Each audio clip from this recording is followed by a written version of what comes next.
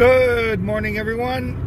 Treasure Troller here with the recap of Alone, Episode 9. Yes, it's raining in the militant state of Michigan today, and why shouldn't it be? There was only a 20% chance of rain today, which means we were lucky that it's not snowing.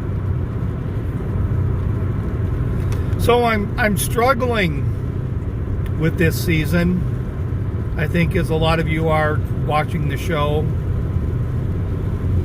trying to find a different,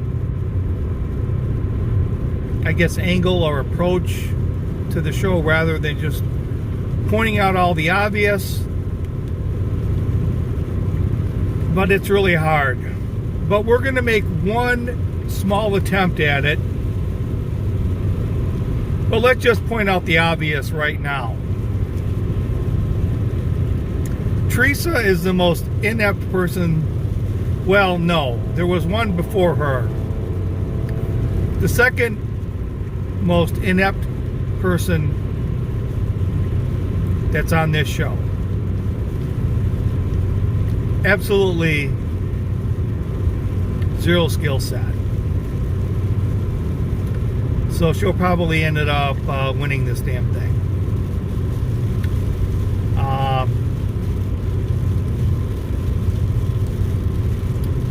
So we'll get to it a little bit later.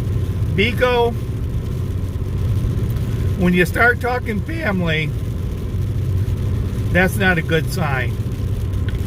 So he's talking family. He's talking his ankle hurting. That's going to limit his hunting. That's not good. And then we have Clay. And I'm going to put these three people sort of in the same category. He's still munching on venison. Didn't really say how much he has left, but he has some left. And then there's Coulter. And I'm just going to say this now. I don't know if it's going to be true or not. It could have been someone just talking about their favorite person. But there was I'm not sure if it was a Reddit or if it was on a Facebook Friends of the Show page. But a lot of people were talking about Biko. And there was one lone comment about basically keep your eye on Coulter. So I'm not sure if this was a preemptive Easter egg or if it was just one of Coulter's family members piping in. But the premonition at this point in time looks a little bit maybe suspect. But anyway, so let's talk about the angle that have been reaching for. And it's, what do you do on an island that restricts your hunting and fishing abilities? So I guess the game plan for a lot of them was last until day 45. At day 45 is when the game really begins. Almost like in Survivor, you know, you're not really playing the game until the merge. Once the merge happens, well, that's when the game starts.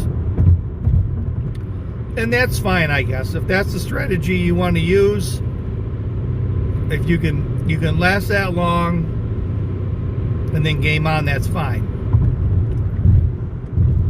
But here's the big problem.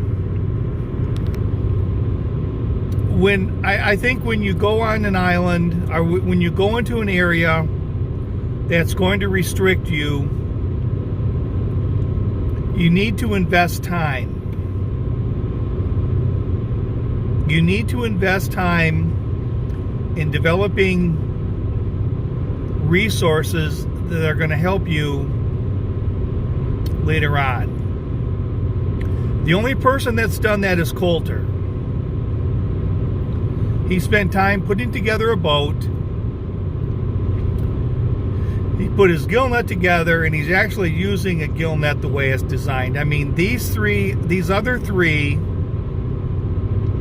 put these gill nets together, and I think Clay actually had a fairly nice sized gill net. But Teresa, I mean, waded out to the rocks. I mean, it's got to be in about, what, 6 inches of water? A gill net, she's better off standing out there with a net. I mean, Biko says, boy, I hope this, I don't know what it is, about a 2x5 foot gill net. Boy, this is gonna, you know, they're gonna be fighting to get into my gill net. Take me, Biko, take me. He puts it out there, goes back and checks it 2 days and goes, well, I guess I'm gonna go back to eating plants. They've invested no time in understanding what they need to do, or they don't have the background. It's either they don't have the background, or they just didn't want to spend the time, invest the time into figuring out how to use the gill net on day 45 afterwards effectively. I still don't understand, and I could be 100% wrong on this, but Teresa talks about how there's no game that she's really seen. Like I think it was her, but they thought after the snow started falling that they would be seeing game moving around a little bit more, and they haven't really seen that. Yeah, I find it a little hard to believe. I'm not sure. To me, it's like passive food resources. Not that it probably takes a lot of effort to dig up those roots that they're after, or walk around and be hunting a little bit and picking up mushrooms, but I really don't understand for the life of me why putting out a few snares is a waste of energy. I don't understand that. Now, I could be 100% wrong. Maybe they haven't invested the time into knowing how to hunt, but I can't believe that setting out some snares is a waste of time. I'm not sure why. I'm not sure if Biko has. I'm pretty sure they all have bows. I'm not sure why, you know, building a ground blind and sitting in her ground blind for a couple of hours is a waste of time. It's not like it takes a lot of energy. I think they all sort of waited for day 45. They decided, I would really like to know how much information about the site they're given before they actually go there. But they already know they're limited to fishing.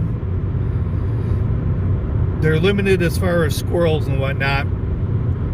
But it just really doesn't seem like these people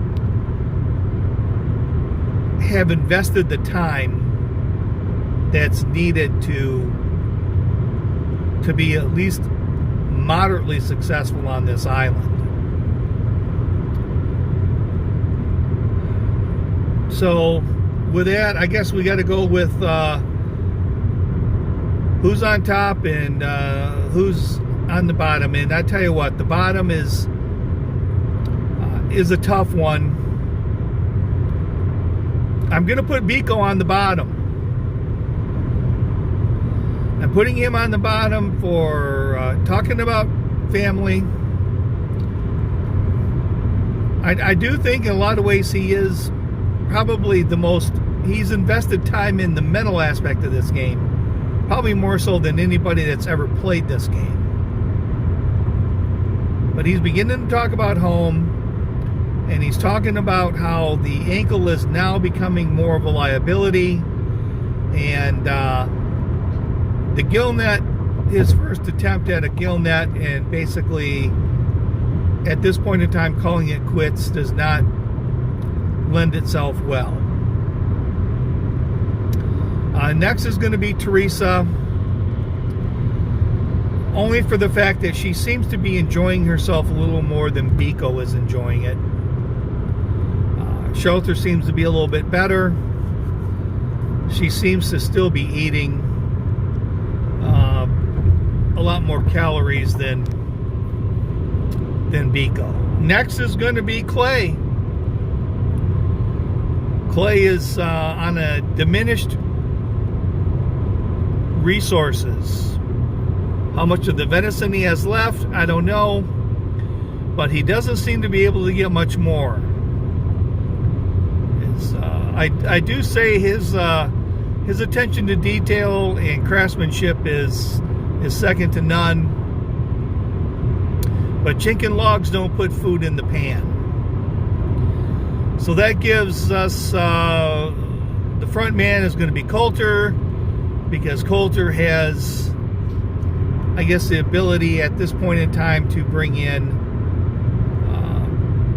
food. So that's about it. I'm thinking we got to start. I've got my archetype for the contestants. I think we're going to have to add into that sort of preseason and time investment into knowing what the hell they got to do. It's not enough to know how to. It's not enough to know how to make a gill net. You actually need to build a boat to get the gill net out in the water. So, or at least be willing to get out into deeper water and not put it in 6 inches of water expecting to catch much fish. So that's about it for this episode. This is Treasure Troller saying aloha and good day.